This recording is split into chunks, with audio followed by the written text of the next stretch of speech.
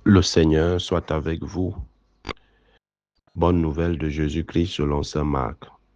Gloire à toi, Seigneur. Marc au chapitre 12, les versets 13 à 17. En ce temps-là, on envoya à Jésus des pharisiens et des partisans d'Hérode pour lui tendre un piège en le faisant parler. Et ceux-ci vinrent lui dire, « Maître, nous le savons, tu es toujours vrai, tu ne te laisses influencer par personne, car ce n'est pas selon l'apparence que tu considères les gens, mais tu enseignes le chemin de Dieu selon la vérité. Est-il permis, oui ou non, de payer l'impôt à César, l'empereur? Devons-nous payer, oui ou non? » Mais lui, sachant leur hypocrisie, leur dit, « Pourquoi voulez-vous me mettre à l'épreuve? Faites-moi voir une pièce d'argent. » Ils en apportaient une, et Jésus leur dit, « Cette effigie et cette inscription, de qui sont-elles? » De César, répondent-ils. Jésus leur dit, « Ce qui est à César, rendez-le à César, et à Dieu ce qui est à Dieu. » Et ils étaient remplis d'étonnement à son sujet. Acclamons la parole de Dieu. Louange à toi, Seigneur Jésus. Bien-aimés de Dieu, chers frères et sœurs en Christ, loué soit Jésus-Christ. Loué soit le saint nom de Jésus-Christ. Bonjour à tout le monde. Dans la première lecture tirée de la deuxième lettre de Saint Pierre apôtre, il y a une phrase qui m'a marqué et qui doit tous nous interpeller. Je vais lire ce verset. C'est pourquoi, bien-aimés, en entendant cela, faites tout pour qu'on vous trouve sans tache ni défaut dans la paix. Et dites-vous bien que la longue patience de notre Seigneur, c'est votre salut. Et j'aime toujours à le dire lors des enterrements, les messes des funérailles. Ceux qui meurent, c'est pas parce qu'ils sont de plus grands pécheurs que nous, qu'ils sont morts avant nous. Et si nous sommes en vie, c'est pas parce qu'on est trop saint, qu'on est trop fort, trop beau, trop intelligent, trop riche, qu'on mérite d'être en vie. Je le dis toujours en disant, le souffle de vie que Dieu nous donne, en fait, ce n'est pas pour s'égarer dans les beuveries et tout ce qui va avec, mais c'est une façon pour Dieu de nous donner, on va dire la chance, mais de nous permettre de nous parfaire au jour le jour.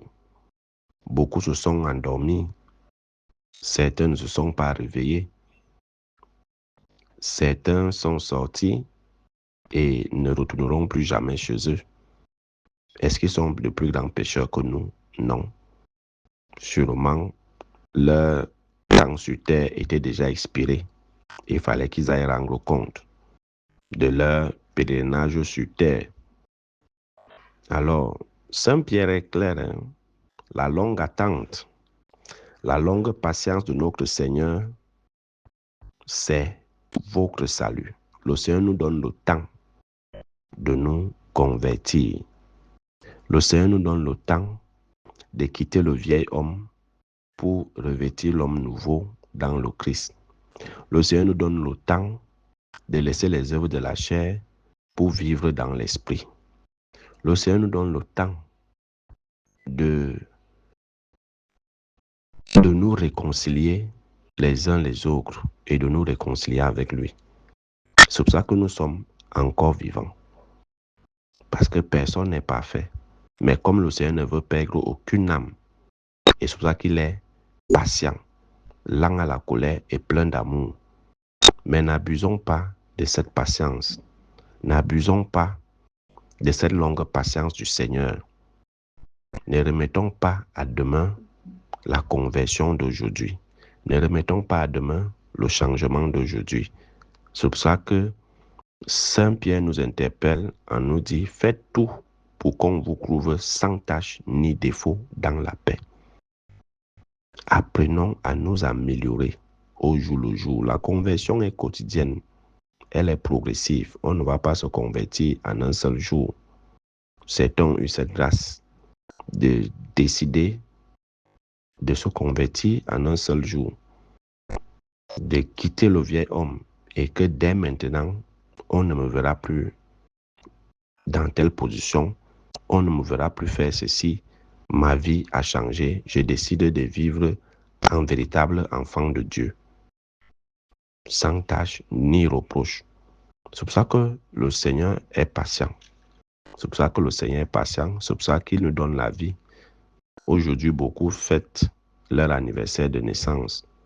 Mais un an de plus, c'est également un pas de plus vers la tombe. Ça veut dire que quand on fait un an de plus, on fait également un an de moins dans notre vie.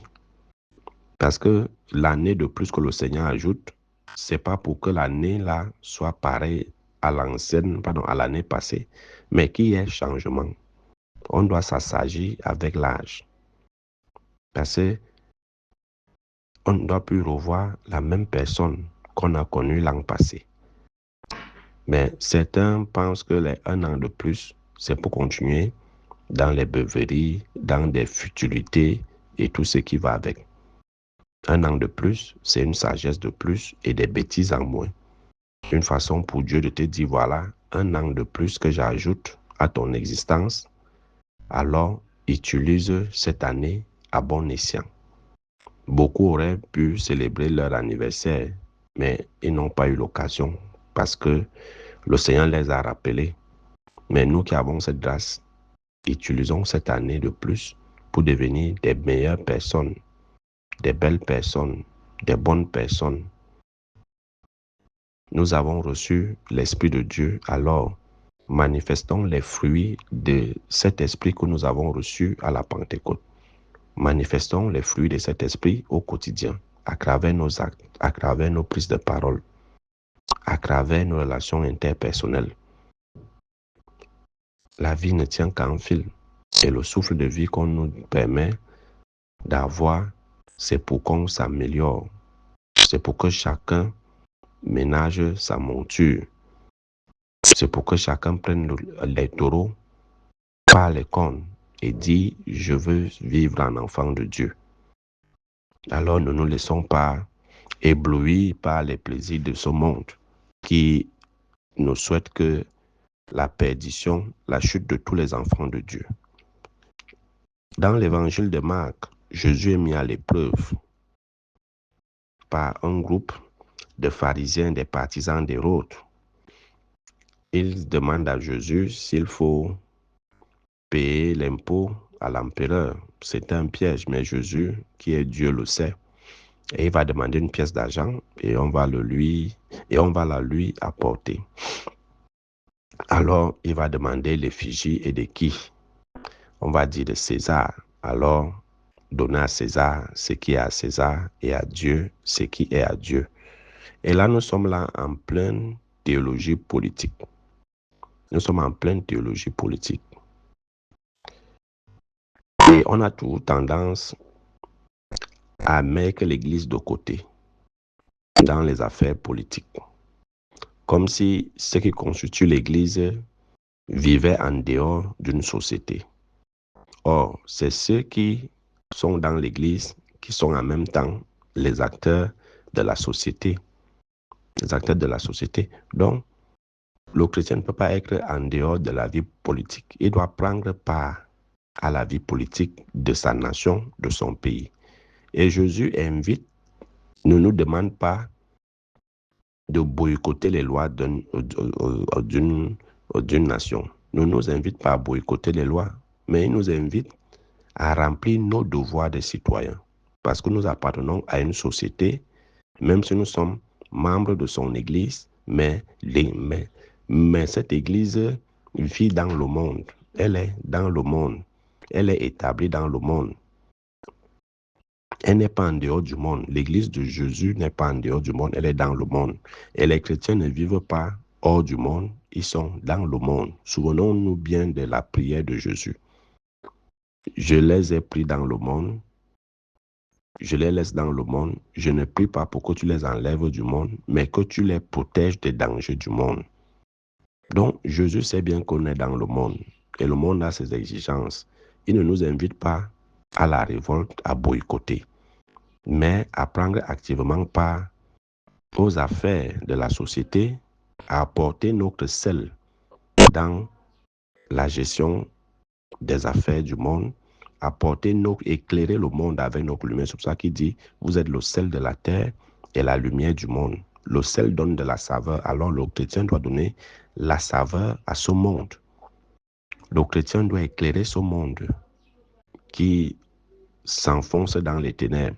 Alors le rôle du chrétien dans le monde, c'est d'éclairer, c'est de dire attention. Là, vous n'êtes plus dans la lumière, vous n'êtes plus dans la vérité, dans la justice, la droiture. Voici ce qu'il faut faire. Ce que vous faites là ne donne plus le goût à la vie est devenue fade. Alors, voici ce que nous proposons afin que la vie ait à nouveau un sens, un goût. Et c'est pas qu'il invite tous ceux qui croient en Dieu de remplir leur devoir de citoyens. S'il faut payer les impôts, que les chrétiens paient leurs impôts. S'il faut faire ceci, s'il faut aller voter, que les chrétiens aillent voter et choisir ceux qu'ils pensent qu'ils peuvent gouverner, ils peuvent gérer le pays. C'est ce que Jésus dit. Il ne demande pas de boycotter les institutions. Il ne demande pas de se soulever contre les institutions parce que c'est là où on attendait Jésus, qu'il dise ne payez pas les impôts et on sait que ça allait créer des émeutes. Alors, connaissant leur ruse et leur hypocrisie, va dire à César ce qui est à César, à Dieu ce qui est à Dieu. Et Saint Augustin, je crois, d'une autre manière, le redit en disant « aime et fais ce que tu veux. Fais ce que Dieu attend de toi et fais ce que ton pays, ta société attend de toi. » Ce que ta société attend de toi. Qui est le chrétien? Le chrétien vit dans le monde. Le chrétien est citoyen du monde. Le chrétien appartient à une société et chaque société a ses lois, a son code de conduite. Alors le chrétien n'est pas au-dessus des lois d'une société. D'abord que nul n'est au-dessus de la loi. Et chacun doit respecter la loi de son pays. C'est parce que je crois en Dieu que je vais boycotter les institutions, que je vais boycotter les lois de mon pays, disant que moi je suis chrétien. Non, on respecte les institutions. On remplit ses devoirs en tant que chrétien, en tant que citoyen d'une nation. Et cela n'empêche pas d'être un bon chrétien. Et le bon chrétien, c'est celui qui choisit ce qui est bien pour le salut de l'âme. Et non pas celui qui choisit ce qui est mal et qui va conduire à la perdition de l'âme. Mais malheureusement, nous voyons de nos jours que ce sont ces chrétiens qui sont censés apporter un goût nouveau, un sens à la vie. Ceux qui sont censés éclairer le monde, c'est eux qui conduisent le monde dans les ténèbres. C'est eux qui sont en même temps dans les sectes. C'est eux qui votent les lois contre nature. C'est eux qui votent les interruptions volontaires de grossesse, les lois homosexuelles, les ceci et cela. Parce que ils n'ont pas compris qu'à un moment donné, il faut faire ce que tu dois faire sans te compromettre, donnant à César ce qui est à César et à Dieu ce qui est à Dieu. Fais ton devoir de citoyen sans te compromettre parce que tu appartiens à la patrie de Dieu. Tu appartiens à la patrie de Dieu. Tu appartiens à la cité céleste. Ne te laisse pas entraîner par la cité terrestre. Comme Saint Augustin nous parle des deux cités, la cité de Dieu et la cité des hommes. Tu es dans la cité des hommes, mais sache que tu dois retourner dans la cité de Dieu. Fais ce qu'il y a bon de faire.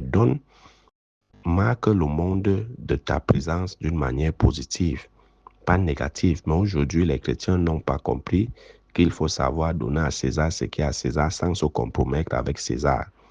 et à Dieu ce qui est à Dieu. Ce que tu as fait, fais-le, tout en sachant que tout doit concourir au bien de ton âme et non pas en te compromettant. Et non pas en te compromettant. Mais beaucoup, au lieu de donner, se limiter à donner à César ce qui est à César, ils s'allient à César, oubliant qu'ils appartiennent à Dieu et qu'ils doivent rendre des comptes. Donc, l'Église a un droit de regard sur la gestion de la cité. L'Église doit intervenir en ce qui concerne le salut des âmes d'une cité, d'une nation. L'Église ne doit pas être muselée comme aujourd'hui. On dit que l'Église n'a pas de leçon de morale à donner, n'a rien à dire et autres. L'Église a à dire et doit toujours prendre position. Il doit toujours prendre position parce que c'est cette même Église qui encourage les chrétiens, le peuple de Dieu, à aller voter, à choisir ce qui est bien et à refuter ce qui est mal. Même comme il y a déjà amalgame entre César et l'Église. Que le Seigneur nous donne donc la grâce d'apporter un goût nouveau à notre société en remplissant nos devoirs tels qu'il se doit sans nous compromettre et tout en préservant notre âme de toute compromission. Loué soit Jésus-Christ à jamais.